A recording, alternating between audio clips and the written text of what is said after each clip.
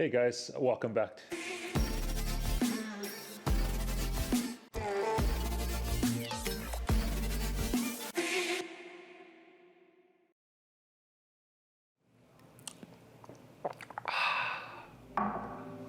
Oh, hello. Welcome back to the Emery Bishop Show. I am your host, the Emery Bishop. Anyway, welcome, and if you're here for the first time, welcome again. And if you've come back and this is you're binging this channel somehow, then a big welcome to you. Today I want to talk to you about something that's really important to me, and guess what? This is also really important to you, whether you realize it or not. Okay, so this is the concept of principles and values that are in your life that are dictating basically the quality of your life. And this is something that you actually have full control of. Let me say it that way.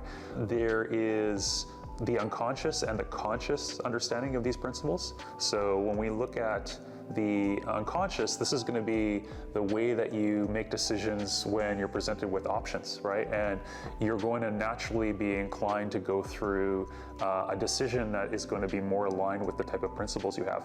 So a great example, sort of way to look at this is that perhaps you are more inclined to value comfort in your life. Like, so you want things to be safe, secure, and very comfortable, right? Or maybe you're a person more like myself that maybe values more freedom and the extreme forms of freedom even over comfort, right? So when you're presented with a choice where you could either be embracing more comfort or more freedom, if one of those values is more important to you, then you're probably going to move in that direction, right? And so this is a great way to think about all the principles that you have in your life. Now, if you decide to actually be very conscious about what these principles are and actually just really narrow in on the ones that are actually most important to you, the ones that give you the most energy, the ones that give you the most joy and most growth, those are the ones that you basically want to control and understand and embody, you can actually really level up and enhance your life to another level. Let's say, think of it like a game. You're actually just giving yourself these superpowers, as opposed to sort of going through life with a sort of unconscious understanding of this idea of principles. You can basically use them as superpowers to really augment and enhance your life. So I'm going to give you some examples from my life. So I did this exercise where I created a list of all the different things that I think are the principles that matter to me. Ones that when I go through a longer list really stand out to me as things that I would love to be known for or recognized for, or things that I would love to just do more of. And you're going to get those from two different directions. One is going to be just natural. It's just sort of wired into you. The other way that you're going to get these is that there's people around you that are extremely inspiring to you, and they're embodying something that maybe you wish you had more of. Maybe they're embodying like a certain behavior that you're like, I wish I had like way more of that, in my own life and in my own behavior. So those are the two ways I think are the best to uncover what your foundation or what your central principles need to be. And my suggestion would be to document this, put them down, write them in a journal, put them into a notepad, and limit them to a few core ones. Okay, don't create a laundry list. I've made that mistake, create a laundry list of things, because you'll never remember them, and you'll never, be able to be conscious of what those are over time. They'll just kind of be forgotten because the list is just too long to remember. So I like to keep it really simple. So for me, there's 4. There's really 3 plus 1 that basically embodies the other 3, and I'll explain what those are for me, okay? And maybe that will help you.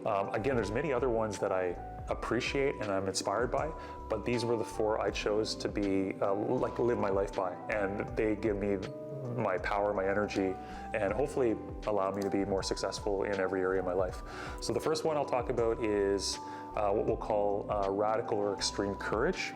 Okay, now I'm not pretending that I am like the most courageous person I've ever met or anything like that. I'm sure there's many other people that have done much more courageous things than I've done.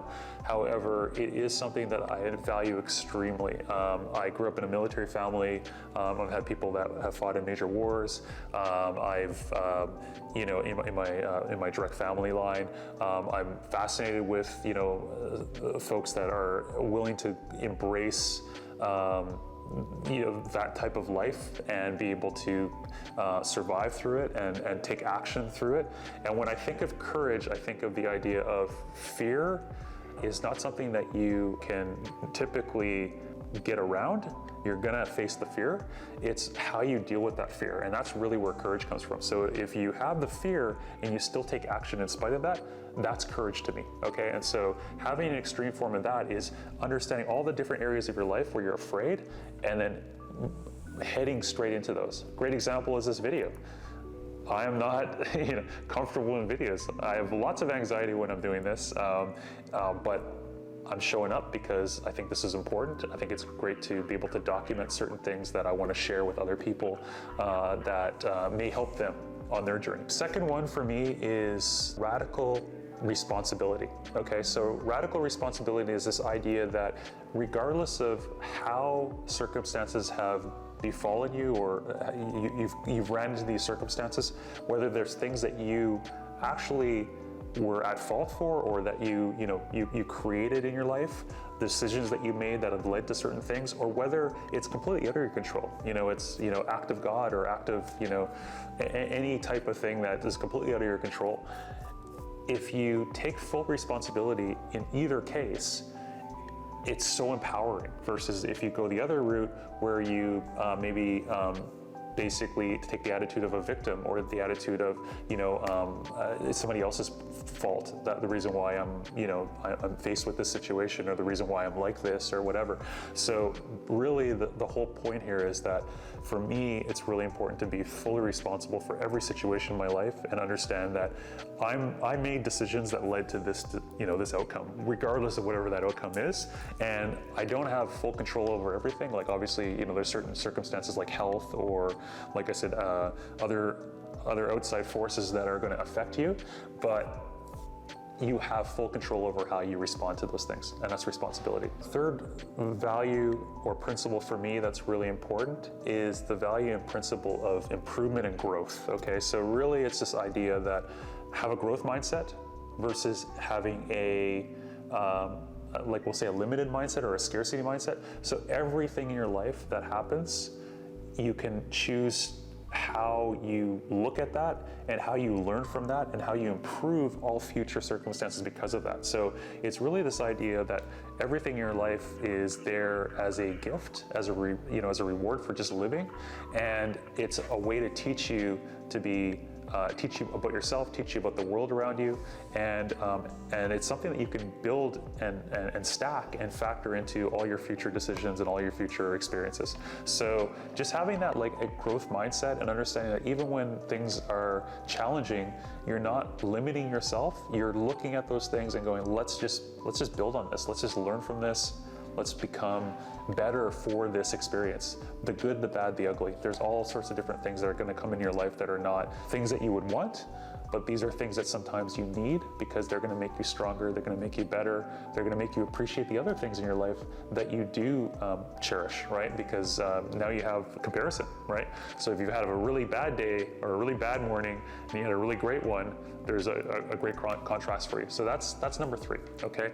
For me, that's a really important principle and I try to embody that in every area of my life. So, you know, with work, it's really easy for you to have those days where you're like, I can't believe I'm doing this. Well, those are the days where you have to make that decision to say, you know what, I made a choice to do this and I'm gonna learn from this and this is gonna be, you know, tomorrow's gonna be even better. The fourth and final value that I chose as one that I want to continue to remind myself of and continue to have as a foundation for me is acceptance. Okay, so whether we're talking about growth, whether we're talking about courage and overcoming my fears, whether we're talking about taking full responsibility in my life, every experience in life is an opportunity for me to have gratitude around it and to have full acceptance for what it is. So this idea of radical acceptance is that regardless of whether it's good or bad or otherwise, I am going to enjoy the journey, and it's just all part of the human experience. And just being able to accept every circumstance in your life as being something that you can learn from and you can cherish, and it creates greater meaning to your day-to-day for me. And so this was like one that was really important to me to adopt. I've just recently had an experience in my life that I needed to really embrace that value because it was really difficult. I have 2 young companions that I brought along on this journey with me recently, where I'm traveling with 2 young huskies. One of them has just passed away from basically a hike we went on in a beautiful place in Eastern Europe here where I'm living right now. There was a snake that was on our path. Casper, the puppy, basically went and challenged the snake, and they fought really quickly in a bush near where we were walking, and the snake ended up biting him, and he ended up dying a week later from complications from the poison and how it affected his body. And it was extremely difficult for me because he's such a young puppy and he was such an amazing dog, and he was a companion to his twin brother Billy, who's still with me, thankfully. He was named Caspar, which another term for that is protector, and he was protecting us, and that's what happened. It was very difficult, but I have to accept it. I can't control that circumstance. It's nothing that I can take back. I can't, do anything about it. But I can accept it. I can just embrace it as, the time I had with him. And I'm hoping he's in a better place, and he'll always be with us in spirit and always be protecting us in spirit. And that's part of the journey, part of life, and part of appreciating every moment. So again, I hope this helps you. I hope that you can actually maybe be more conscious of what values are important to you, so that you can actually remind yourself on a daily basis of when you can consciously choose to adopt those values to enhance your life, to enjoy your life further, and again, to be a better person for everybody else around you. So these are your superpowers. These are really powerful instruments if you choose to use them and I'm hoping that this will give you an opportunity to do so. And I'd love for you to put in the comments what your principles are. I'd love to hear what they are, and I'll respond to each one just to hear your story. Okay, thank you very much. See you next time.